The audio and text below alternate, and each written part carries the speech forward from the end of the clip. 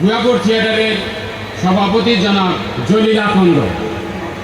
ভুয়াপুর থিয়েটারের সভাপতি আজকে নির্ধারিত আলোচক জলিল আখন্দ আলোচনা অংশগ্রহণ করছে। অনুরোধ করব সম্ভব হলে তাহলে আপনি সুপারিশ করবেন। মাদক আসক্ত তারা সামনে কোনোদিন চাকরি বাকরি বা বিভিন্ন পেশায় কিন্তু কোনোদিন নিয়োজিত হবে না। যদি না হয় তাহলে ওই সংসারটা ধ্বংস হয়ে যাবে।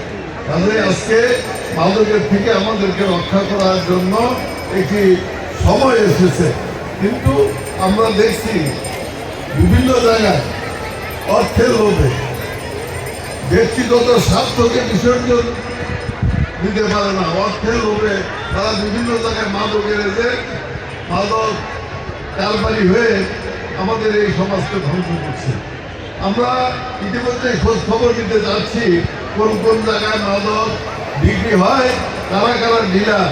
আমরা চেষ্টা করব ভবিষ্যতে আপনারা যদি সহযোগিতা করেন তাহলে মাদককে একবারে কিভাবে নির্মূল করা যায়, ধ্বংস করা যায়, এবং যারা মাদক আসক্ত হয়ে গেছে তাদেরকে কিভাবে এই আসক্ত থেকে ফিরিয়ে আনা যায় সেই ব্যাপারে আমরা চেষ্টা করব, আমরা কাজ করব, এবং আগামী দিনে যাতে বাংলাদেশে একটি মাদক মুক্ত, সন্ত্রাস মুক্ত সুন্দর বাংলাদেশ হয় সেই ব্যাপারে আমরা আমাদের প্রচেষ্টা অব্যাহত রাখব।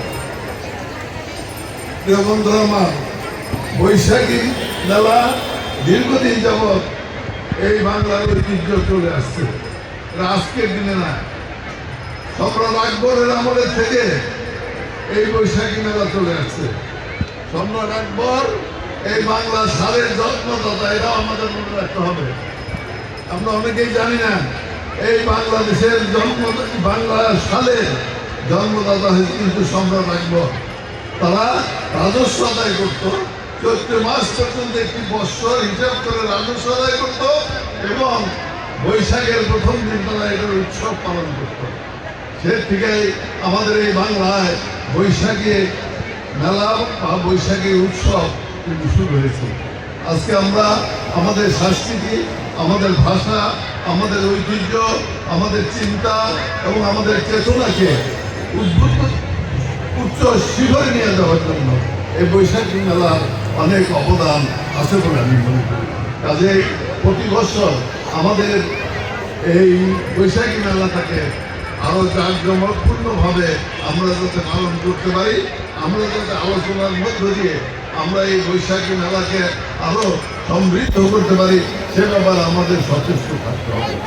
প্রিয় বন্ধুরা, আমার সাথে সাথে বলতে চাই, আপনারা যারা মা বোনেরা আছেন আপনারাও গ্রামে গ্রামে বাড়িতে বাড়িতে গিয়ে আপনাদের সন্তানদেরকে ভালোভাবে লেখাপড়া করার ব্যবস্থা করবেন, তাতে তারা যাতে উচ্চ শিক্ষায় শিক্ষিত হতে পারে তার ব্যবস্থা করবেন, তারা যাতে মাদক থেকে দূরে থাকে তার ব্যবস্থা করবেন।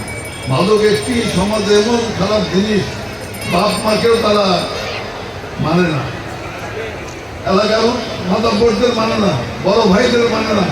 অত্যাচার, জুলুম, টাকা না থেকে বাপের উপরে জুলুম, মায়ের উপরে জুলুম, বিভিন্নভাবে জুলুম করে, অত্যাচার করে, চাঁদাবাজি করে, টাকা তুলে চুরি করে, বিভিন্নভাবে মাদক আসক্ত যখন শুরু হয় তখন এই কাজগুলো করে। কাজেই আপনাদেরও দায়িত্ব, আমাদের সকলের দায়িত্ব মাদকের থেকে বাংলাদেশকে রক্ষা করা, এই সমাজকে রক্ষা করা, এই জাতিকে রক্ষা করা।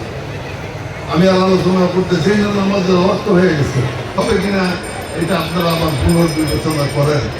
আমি চিন্তা করে দেখবো যদি আপনারা একদিন বানাতে চান। কিন্তু আমি অনুরোধ করবো, আমি বলতে চাই যে যেহেতু ম্যাট্রিক পরীক্ষা, ছাত্ররা এখানে অনেকেই উপস্থিত হয়েছেন যাদের পড়ালেখার ক্ষতি হচ্ছে না এখানে যদি থাকে ক্ষতি হবে না। কাজেই আগামী দিনে আবার যখন করবেন তখন 3 দিনের জায়গায় 5 দিন করেন, 7 দিন করেন, অসুবিধা নেই। আমার মনে হয়েছে যেহেতু 22 তারিখ আপনারা সকলে একমত, কাজেই সুন্দরভাবে আমরা এই মেলাটাকে শেষ করলাম, এবং আগামী দিনে আপনারা আরো ভালোভাবে করবেন সেটাও কামনা করি, এবং আমার সন্তানরা সুন্দর রেজাল্ট করতে পারে এবং বাপ মায়ের মুখ উজ্জ্বল করতে পারে সেই কামনা করে আমি আমার বক্তব্য শেষ করছি।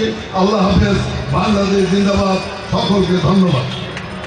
থিয়েটারের সহসভাপতি লোকমান ফকির কলেজের পানালী সরকার।